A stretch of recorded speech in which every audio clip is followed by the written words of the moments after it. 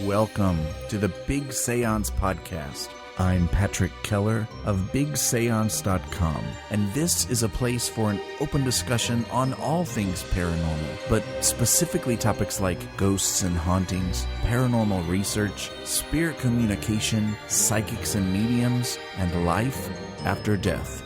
So basically, anything that pops up in my paranormal world. The candles are already lit, so you might as well come on in and join the Séance. Well, hello, you. Come on in and join me at the Big Séance table. You know, fall, or autumn, which sometimes sounds cooler, is my favorite season. It always has been. I love the colors, the electricity in the air. I love the spook factor. I love to see pumpkins that will soon be jack-o'-lanterns. And this is kind of nerdy, but I get super excited to be able to wear hoodies again, and I'll soon start planning when that day might be. Of course, there's the big day at the end of October, Halloween. I get so worked up for it all, and sometimes I get so excited about it that I start celebrating it a little too early. But that has always been a side effect of being a teacher, I think. When summer ends at the end of July, it's fall to me. It's fall in my head, and I start planning. Well, it's September now, and there's no denying that the greatest season of all is just around the corner. Or, if you're like me, you know it's already here. Today I wanted to share the first of what I hope will be a short series of podcast episodes on fall traditions leading up to Halloween. I hope to give you some ideas for some new experiences or traditions to begin, whether it be a personal journey on your own or with your family. This week's tradition, grave adoption. And I just have to say, I'm calling it grave adoption because I really don't know what else to call it. But after the experience, it was really more than that to me. Maybe you could let me know if you have a more fitting name for it. Now, I know not everyone is a fan of cemeteries or graveyards, and I want to assure you that this episode is not going to be dark or morbid or scary. It was a very cool and touching experience for me, and I want to tell you how I was inspired to try it, what I did, and my recommendations for you if you'd like to try it as well. You've still got time, so stay with me, because a little later I have some tips and suggestions for you if you'd like to start your own fall grave adoption project. On a Saturday in the middle of August last year, I decided to begin a new fall tradition of adopting graves. I chose the graves of two souls, each in a different cemetery, and at this point I feel strangely close to Johnnie and Clara, but more on them later. From that day on, I visited these graves every 2 weeks up to the first part of November. My inspiration for this project came from the amazing Renae Rude, the Paranormalist, who is a fellow blogger and lover of all things autumn and spooky. I'll include her original post from last year in the show notes. In my mind, the idea was to choose older graves, perhaps forgotten. Of course, how does anyone really know this? But graves that may also need to be tended to. The two local cemeteries that I chose happened to be fairly well cared for. I wanted to choose a grave that really spoke to me, either metaphorically or literally. As someone who finds cemeteries very comforting and enjoys spending time in them, I found it hard to not just gravitate toward the interesting and most beautiful headstones. But at the same time, I didn't want to ignore those feelings either. Lastly, a requirement for me was to be able to identify a name on the marker. This is often hard to do in cemeteries, especially in the older sections. You might argue that a grave that has lost the identity of the body resting there would be more in need of adoption. But from my first experience at this, I really wanted to be able to connect with a name. After selecting graves, I'd commit to returning every 2 weeks for the rest of the fall season, keeping their soul in my thoughts and praying that they are at peace. So on that Saturday in August, I was very excited to set out to adopt 2 graves for an early autumn kickoff. It was an absolutely beautiful day. I went and picked up 2 beautiful bunches of flowers for a total of $10 and headed for my first cemetery. This particular cemetery was a place I'd visited a few times in the last few years. I was just getting into cemetery photography, though at that time I was using only my iPhone. I didn't have my Canon Rebel yet. That came a few months later. At this first cemetery, I ended up choosing the grave of Little Johnnie, son of Henry and Matilda, born on July 5th, 1879. The date of death was January 21st, 1884. Johnnie was 4.5 years old at the time of his death. He was buried near 2 or 3 others with the same last name, but I found no Henry or Matilda near Johnnie. I wondered why the parents were buried there, or at least nearby. Did life take them somewhere else after this loss? Did they have other children that lived hopefully longer lives? And what happened to Johnnie? Was it sickness? An accident? To the best of my ability, and I have a photo of this, the headstone appears to read, "Here, something, our little Johnnie, something, his still and silent, something, till we meet again. God has called him home. He thought it best." I visited a bit with Johnnie, wondering out loud about his story, and asked who the others with the same last name buried near him were. I promised to return a few times and keep him in my thoughts, hoping and praying he was at peace. Though I was not able to find family photos in my research on little Johnnie and his family, I was able to find a significant amount of information and documents. Johnnie's father, Henry, born 1842, death 1920, was a prominent member of that community by 1876. He married Johnnie's mother, Matilda, born 1844, death 1928, daughter of well-to-do farmers in the county. It is said that they had many sincere and true friends. Henry, Johnnie's father, grew up poor, but eventually found success in the town. In 1876, he built and opened a general store on Main Street, where Matilda kept house and the family on the second floor. To my knowledge, it appears the general store stayed in business at least until 1910. Johnnie had an older sister who died in 1953 and a younger sister who lived to be 92 years old.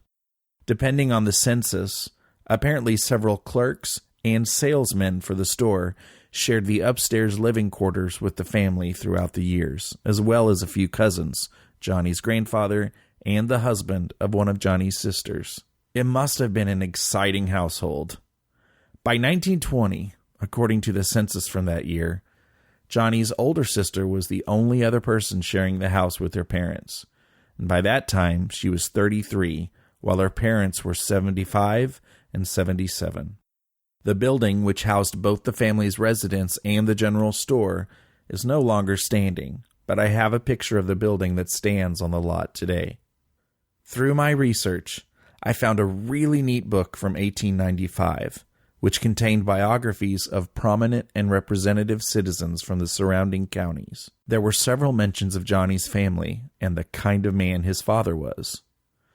Unfortunately, other than one mention of a 6-month-old Johnnie on a census form and the date of death from the headstone I found, no other information is known. Johnnie's grandparents rest only a few feet away.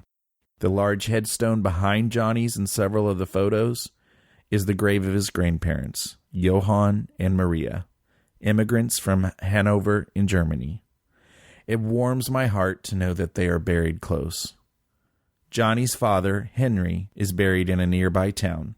Mother Matilda, older sister Ella, and most likely younger sister Catherine as well, are buried in Santa Ana, California. Of course, all this genealogy and research came later, but let me take you back to that first day, and now introduce you to Clara. My next stop on that Saturday was a picturesque cemetery on a hill that is hugged by a road with high and loud traffic. I hadn't been to this one yet, and it was about 20 to 30 minutes away from the cemetery where Johnnie's grave is. I had come across this cemetery on accident only the day before, so I was excited to stop by and check it out. I didn't search long before I found Clara. Was I drawn to her? I'm not sure.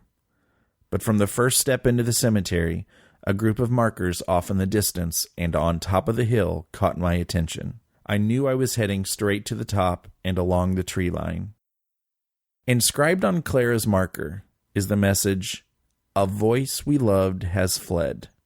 That really touched me. Like Johnny, Clara died just short of her 5th birthday. In the photo, it almost appears to be taken at dusk due to the canopy of tree limbs overhead. Clara rests among 7 other graves that are clearly grouped as a family. Clara's grave stands proudly on the front left corner in the group. I visited with Clara, pondering the same questions that go through one's mind when you see the resting place of any young child. I also left her with the same promise I gave Johnny. Beginning genealogy research through Ancestry.com can be incredibly addictive and time-consuming. This new tradition had given me my first opportunity to try it. I'd filled up nearly 10 pages on a legal pad with notes on both Johnny and Clara. Of course, this is more info than anyone would ever need to know, but even though these families were strangers to me before now, it has been great fun. Fun of the nerdly variety.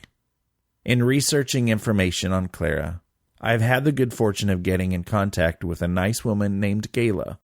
Gayla is a great niece of Clara and supplied me with much of the information and photos that I shared on the blog about Clara. Since Gayla lives in New Mexico and no other family members live near, I have been able to share photos of the unseen family plot and headstones with her. And it makes it seem like there's a real purpose to this new tradition, rather than just being a strange nerd who blogs about these things. It has been an honor to talk to Gayla, and I thank her very much for the hard work and information researched and gathered.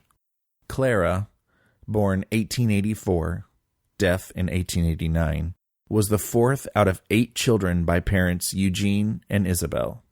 Like Johnny, there is no record of how or why Clara died at such a young age.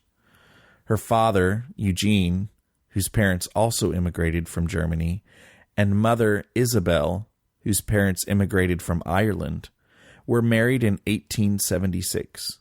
After immigrating, Clara's paternal grandfather was a physician and teacher nearby. He died in 1880.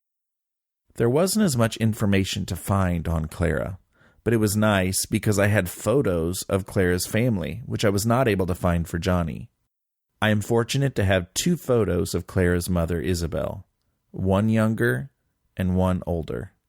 And I have a young and handsome photo of Clara's father, Eugene. There's a really cool photo of Clara's mother with the family and her siblings, taken outside of a cute but small farmhouse. I'm not sure if Clara is a part of this photo or what year it is, but I just love the house. Out of the family's 8 children, Eugene and Isabel had 7 grandchildren, including my new friend Gayla's father. Clara's last remaining sibling, Jenny, was Gayla's grandmother. She died in 1976. So, was I meant to be drawn to the graves of 2 children approximately the same age? Or did I subconsciously choose a little girl out of fairness after already choosing Johnny? I also think it's interesting that Clara was born just months after Johnny died. At the risk of creating a dramatic plot that doesn't exist, I wonder if there is some kind of connection between the two, whether it's between the 2 families or a great plan designed from the other side. What an interesting thought. So let me tell you just what I did during all those visits. First of all, I very much enjoyed my visits, and I looked forward to them. I purchased flowers from the grocery store for each visit and tried to change the color or variety each time. I disposed of the old flowers from the previous visit, which were always in the same place I left them, only lifeless and dried up.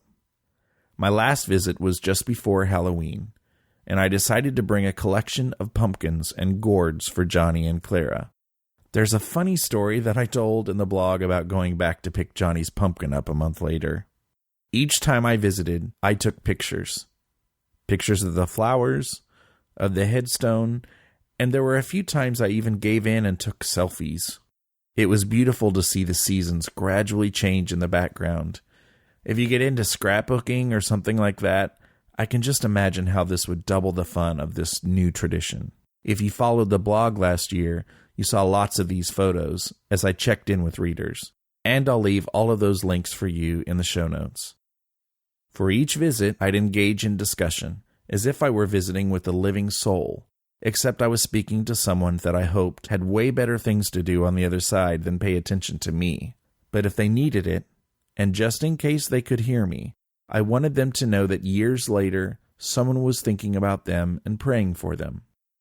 As I did the genealogy and research over the first few visits, I'd talk to them about their families and what I knew about them. I mentioned to them that I was telling their stories so that others could read about their lives. The more I knew about their lives, or more accurately, the lives of their families, the more meaningful the visits became. I even found myself making an extra visit early in the winter, because I had become so accustomed to visiting, memorizing the path to their gravestone, and saying hello. In my early visits, because it was pretty much common practice for me at the time, I carried a digital audio recorder as well. So when I asked a question such as, "Do you know how you died?" or "What kinds of games do you like to play?"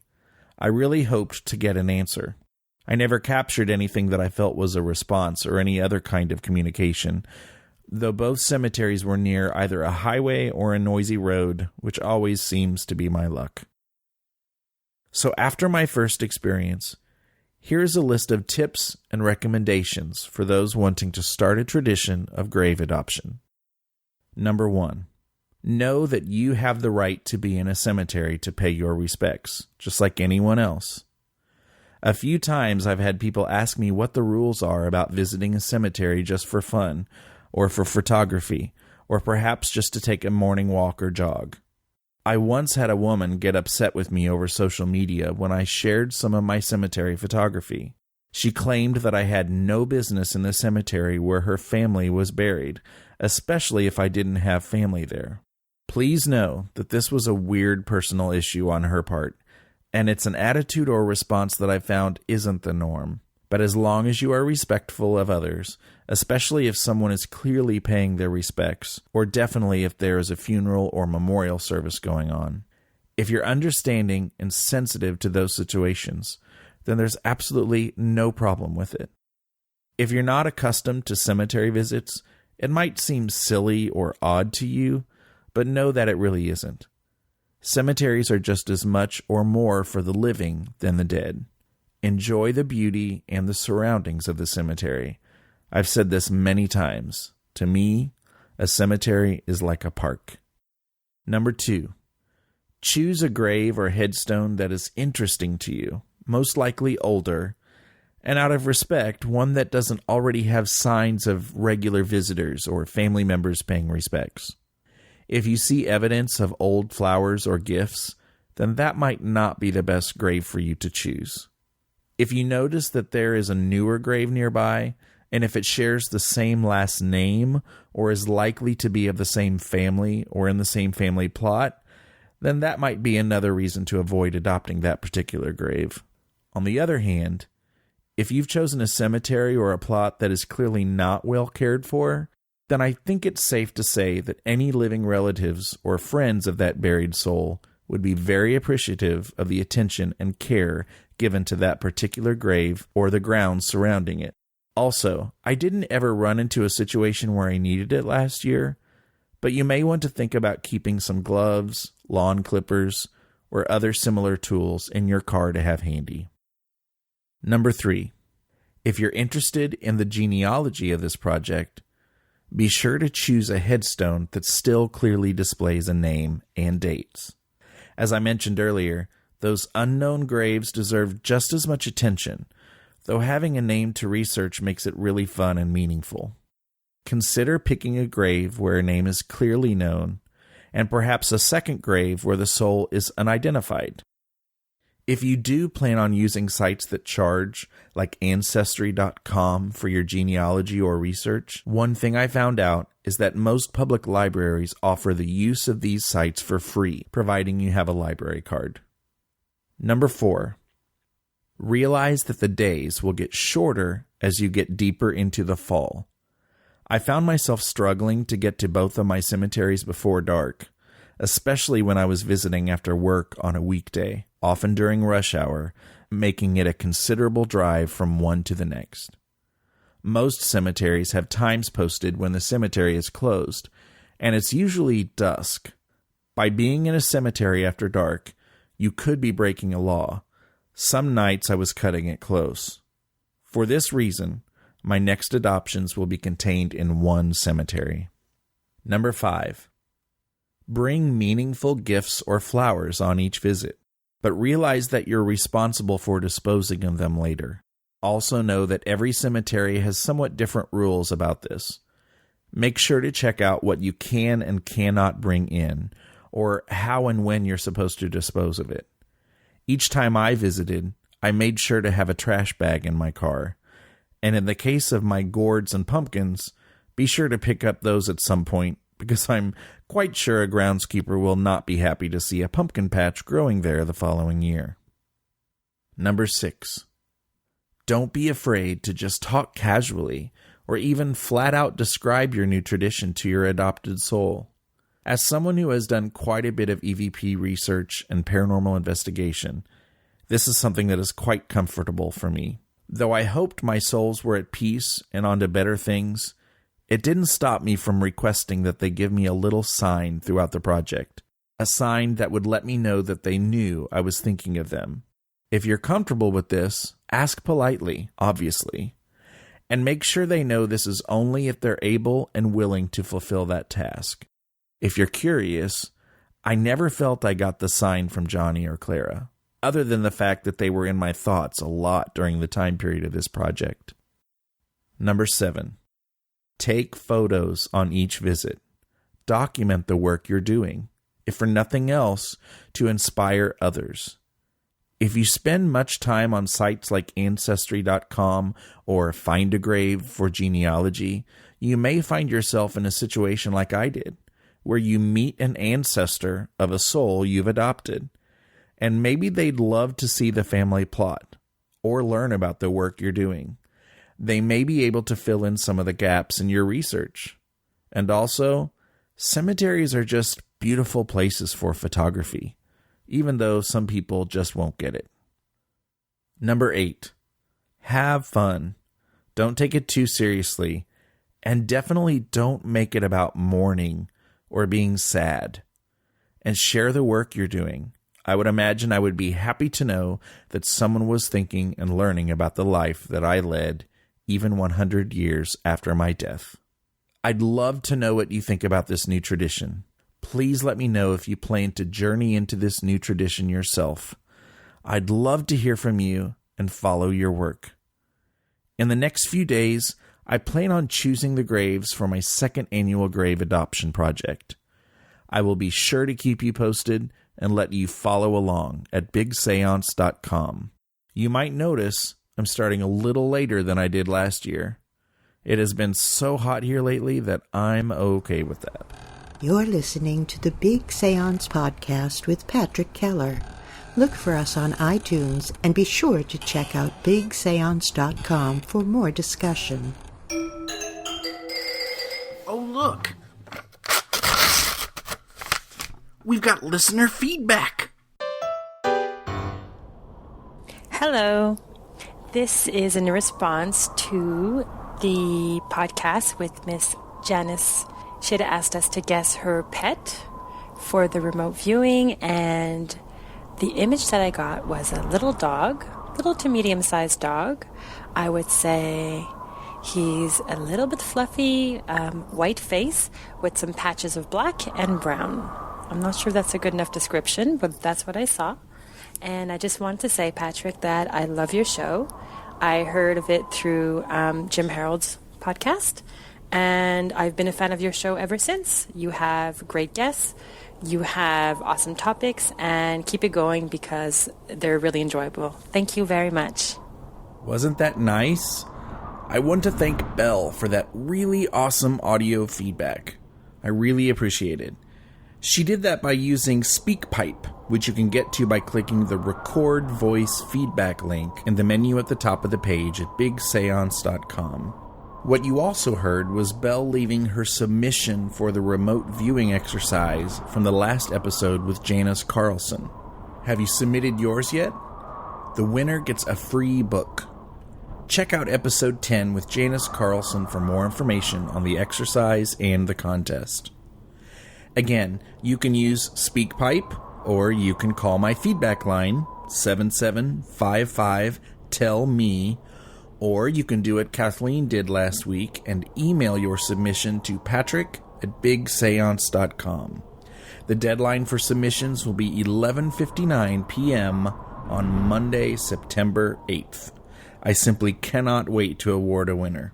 Mitch also contacted me last week, and along with some really nice comments, he left some constructive comments as well involving the audio of the podcast. And so thanks to him drawing my attention to the problem, hopefully you are all enjoying this episode a little more. Thank you, Mitch. Well, I think that's it for this week. I hope I've inspired at least a few of you to consider your own tradition of grave adoption. And I hope you'll consider contacting me and keeping me posted. I'll be back next week with another exciting guest. Until then, you rock. See ya. For show notes, including links to anything we may have mentioned in this episode, visit bigseance.com, now the home of both the blog and the podcast. Just click on the Big Seance Podcast logo or find it in the menu. You can also find and subscribe to the show on iTunes and Stitcher. Do you have any comments or feedback? Please contact me at patrick@bigseance.com. You can call my feedback line at 7755-TELL-ME. That's 775-583-5563. You can also record audio feedback right from the site using the SpeakPipe link included in the show notes. I could decide to include your voice in a future show. Thank you so much for listening and reading. Unfortunately, it's time to blow the candles out, but we'll see you and light them again next time.